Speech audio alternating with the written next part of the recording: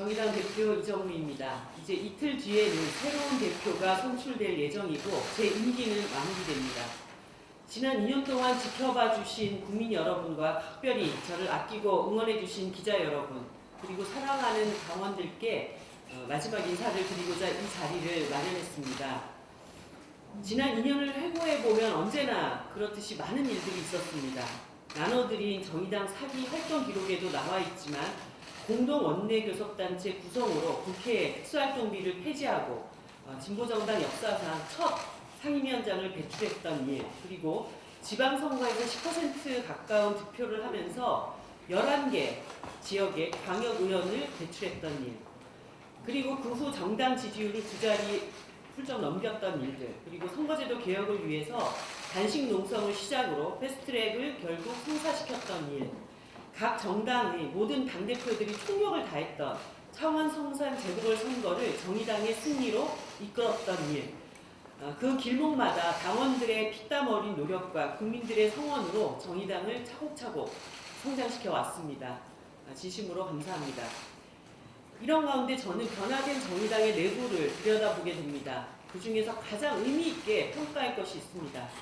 선거 때만 되면 찾아오던 정의당 내부의 패배주의가 상당 부분 사라졌다는 것입니다. 사실 창당 이후 고된 시간을 보내면서 과연 이번 선거에서 우리는 나아질 수 있을까? 이번 선거 결과에 따라 정의당의 생존이 달려있다는 식의 예단이 많았고, 그런 패배의식은 대선을 성과 있게 치른 이후에도 계속되었습니다. 제가 당대표가 되기 전에 다음 당 대표는 지방선거가 무덤이 될 것이다, 이런 말이 당내에 떠돌았습니다.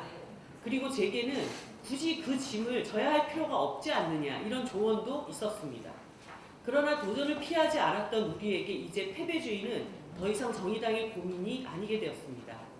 아직도 부족하고 갈 길이 멀지만 당과 당원은 그 다음이 정의다, 또 그 다음에 더 나은 미래를 기대하고 준비하는 것에 훨씬 더 많은 고민과 노력을 투자하고 있습니다. 대한민국 여성 국회의원이라면 한국 사회의 유리천장을 뚫고 나온 사람처럼 보이지만 그 번쩍번쩍한 금배지 안에도 또 다른 유리천장은 늘 존재했습니다. 국회에서도 그랬고 공직사회에서도 그랬고 진보정당 내에서도 다르지 않았습니다. 어정쩡한 50대 초반의 나이, 초선에, 그것도 비례대표면서 당대표 타이틀을 가지고 있다는 것에 못내 불편해하는 시선들도 있었습니다.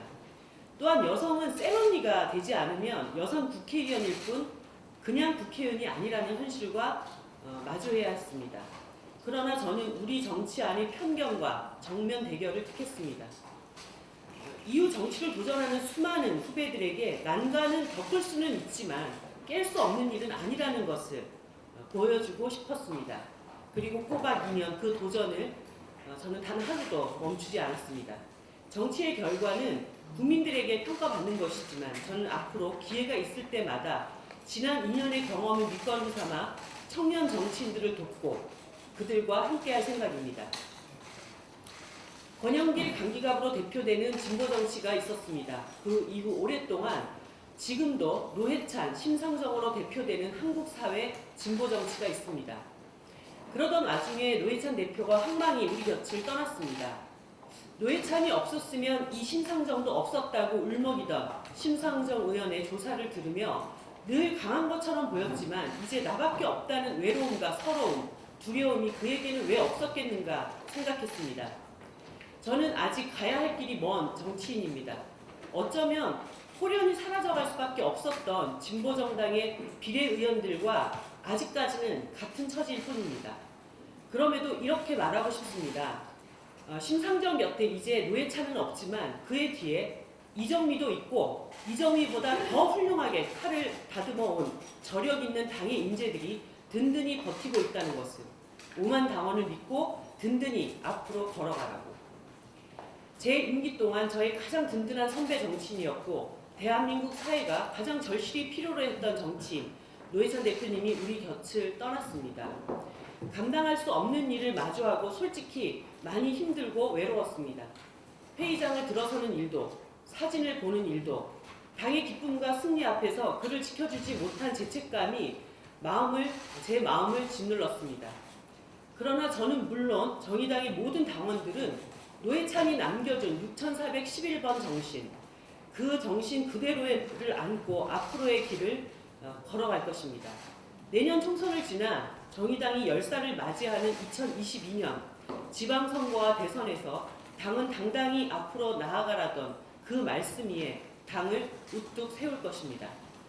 정의당이 다음 총선에서 제1야당이 되겠다는 포부를 밝혔을 때 여기 계신 기자분들은 물론 국민들도 손에 잡히는 현실로 생각하지 않으셨습니다. 하지만 자유한국당을 밀어내고 민주당과 정의당이 진짜 경쟁을 하는 상상을 드렸을 때 많은 공감을 해주셨습니다. 저는 그런 의미에서 정치 발전의 중심에는 정의당이 있을 수밖에 없다는 자신감으로 당을 이끌어 왔습니다. 정의당은 성장판이 닫히지 않은 가능성의 정당입니다. 이제 평당원으로 돌아가 당의 성장을 위해 계속 뛸 것입니다. 어제 국회 연설에서 말씀드린 바와 같이 반드시 2020년 원내 교섭단체가 되어 돌아오겠습니다. 저 역시 당의 총선 승리와 진보 정치의 미래를 위해 지역에서 반드시 승리해서 돌아오겠습니다. 그것이 당이 저에게 부여한 소임이자 성취해야 할 다음의 목표입니다. 그동안 많은 관심과 애정을 보여주신 국민 여러분들과 기자 여러분들께 진심으로 감사드립니다. 제가 일어서서 큰 절을 한번 드리겠습니다. 진심으로 감사합니다.